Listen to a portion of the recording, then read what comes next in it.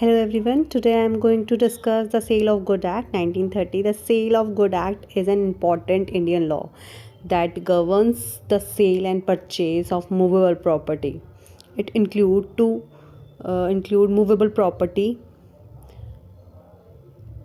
and stock and share, growing crops, grass and things attached to the land which are agreed to be served before sale.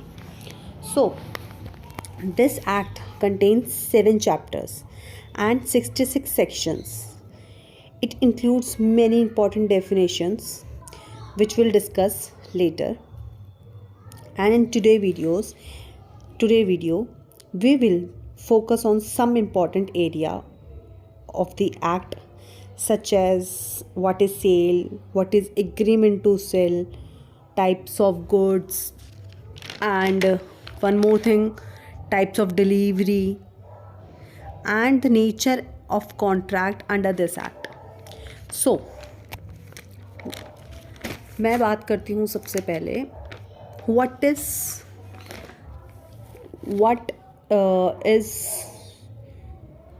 sale, what is sale and agreement to sell. There is two word, one is sale and second is agreement to sell. What is the difference between these two words?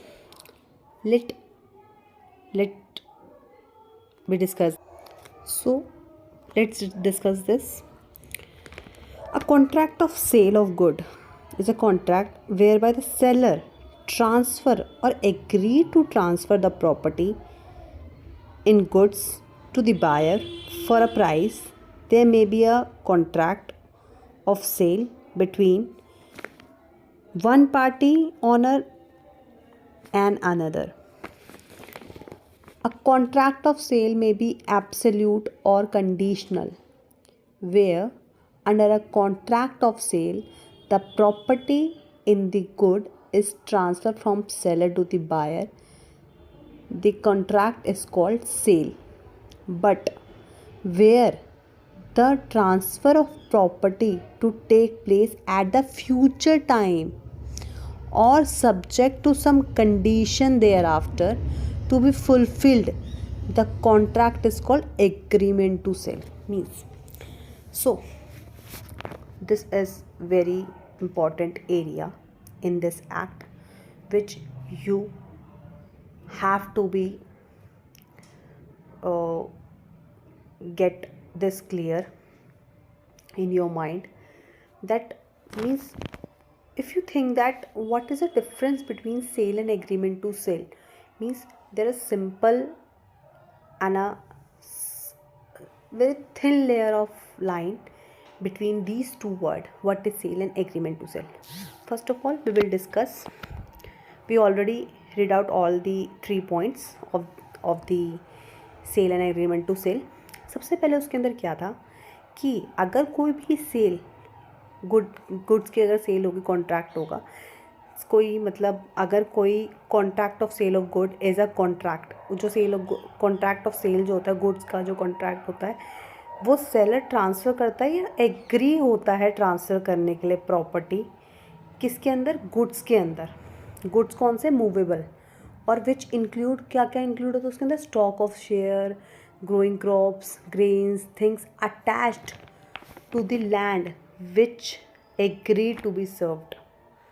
So in a contract किसके बीच में, one party owner to another.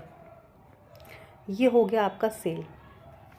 दूसरे point में क्या बोला है, a contract of sale may be absolute भी हो सकती है और कंडीशन भी हो सकती है.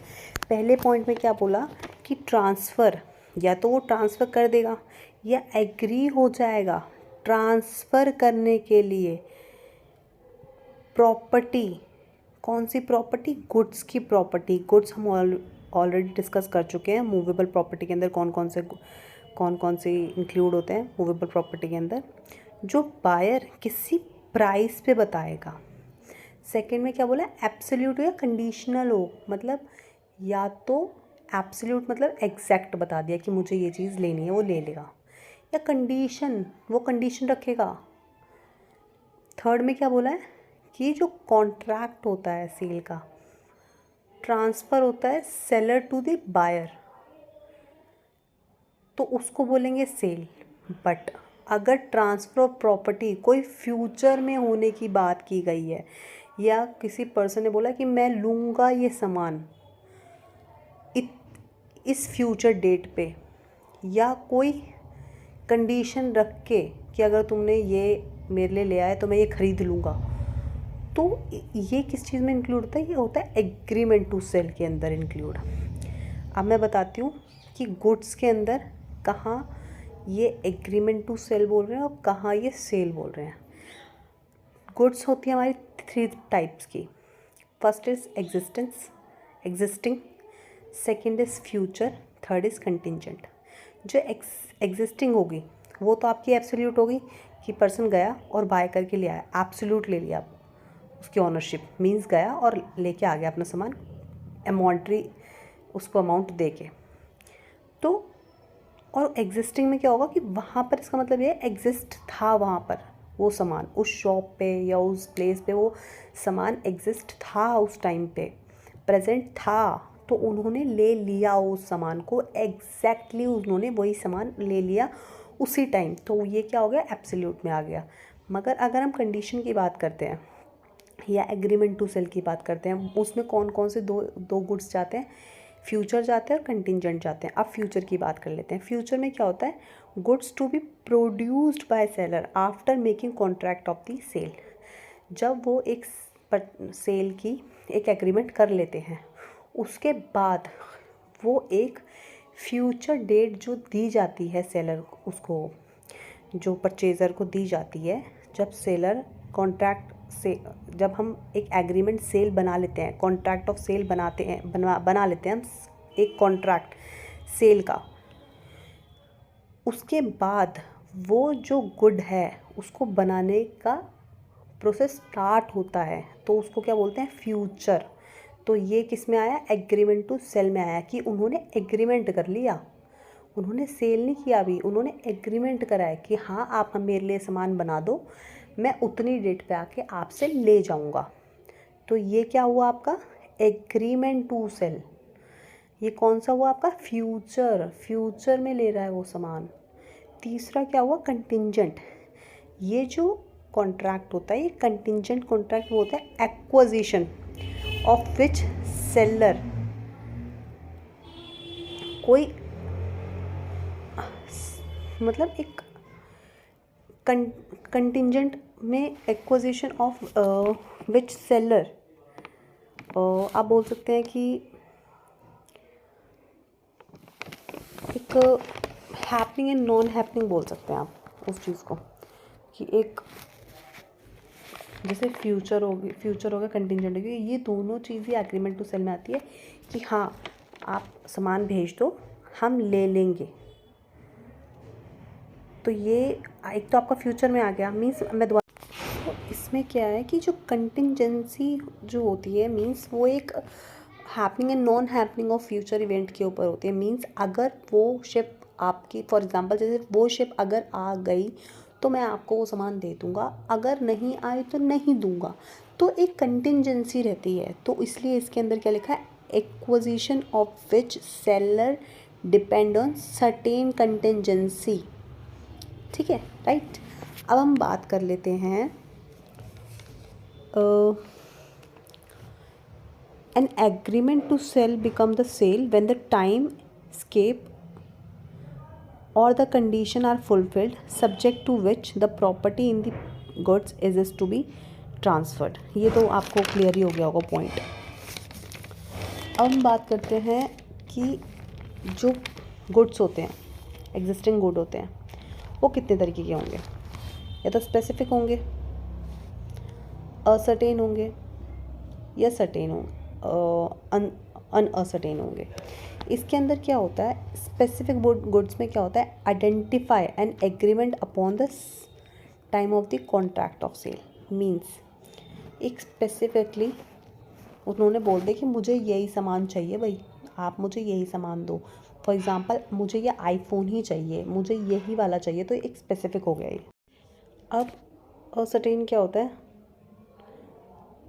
उसमें क्या होता है कि एक identify according with agreement after contract of sale. For example, आपने क्या किया कि 10 केजीज टमाटो रखे हुए थे किसी की शॉप पे, उन्होंने आपने बोला कि इसमें से कुछ 1 केजी आप छाट के और आप मेरे को दे दो, या तो आपने छाटा या उन्होंने छाटा, तो एक वो सर्टेन हो मतलब असर्टेन हो गया।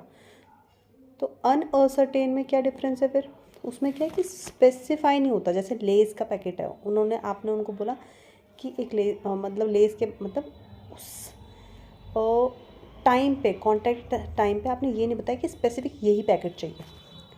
ठीक है, मतलब थोड़ा सिमिलर है ये दोनों, थोड़ा समझने में थोड़ा हो सकता है एग्जाम्पल के थ्रू आपको अच्छे से समझ आ जाएगा।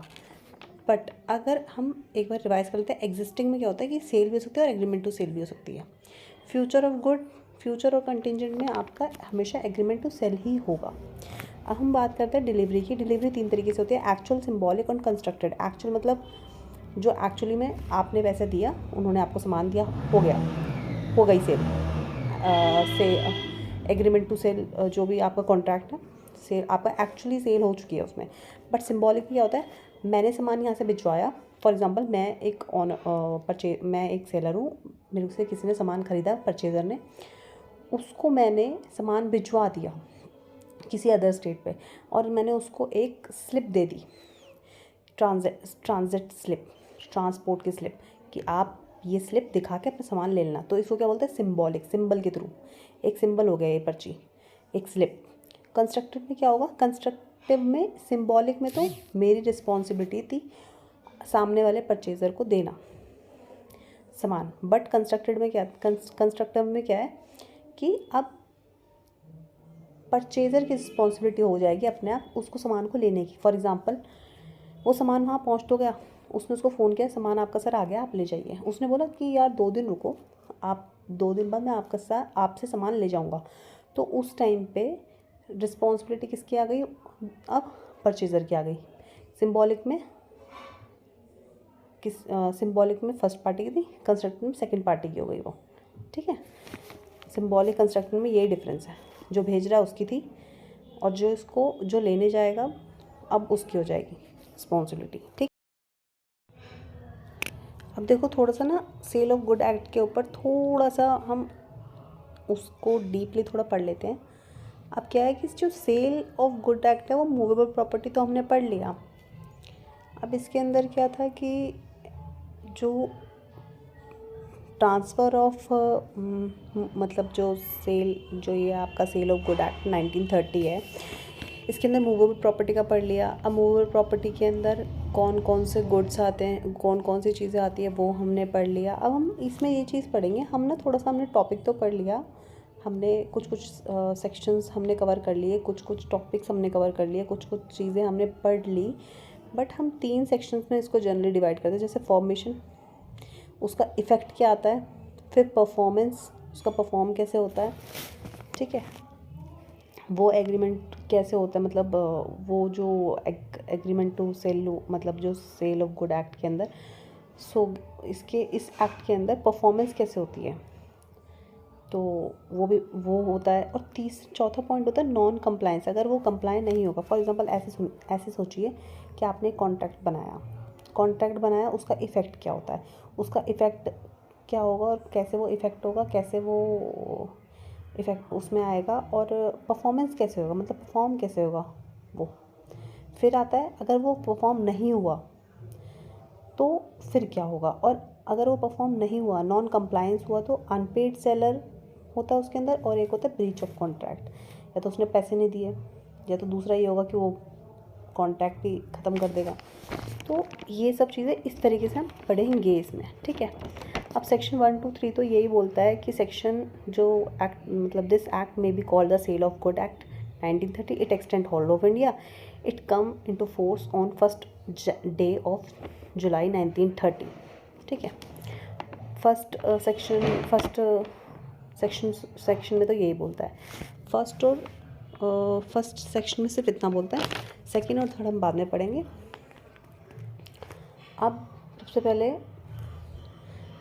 हम एक छोटी सी बात और देख लेते हैं कि पहले जो इंडियन कॉन्ट्रैक्ट एक्ट था, पहले सोगा हो गया या पार्टनरशिप हो गया, सोगा मतलब सेल ऑफ गुड एक्ट हो गया, और जो LLP मतलब जो पार्टनरशिप एक्ट है, मतलब ये सब चीज़ें ना इंडियन कॉन्ट्रैक्ट एक्ट में ही थी। फिर वो बल्कि हो गया, मतलब बहुत बड़ा हो गया था, हैवी हो गया था, बहुत मतलब सब चीज़ें उसी के अंदर घुस गई थी। तो फिर उसके बाद क्या हुआ कि इस 1930 के टाइम पे फिर अब ये सोगा आ गया, मतलब सेपरेट कर दिया एक एक्ट 1930 पे। तो ये हमारा एक्ट बन गया था। सो आज के लिए इतना ही। Thank you very much. If you like my video please subscribe it and like it and share it. Thank you very much.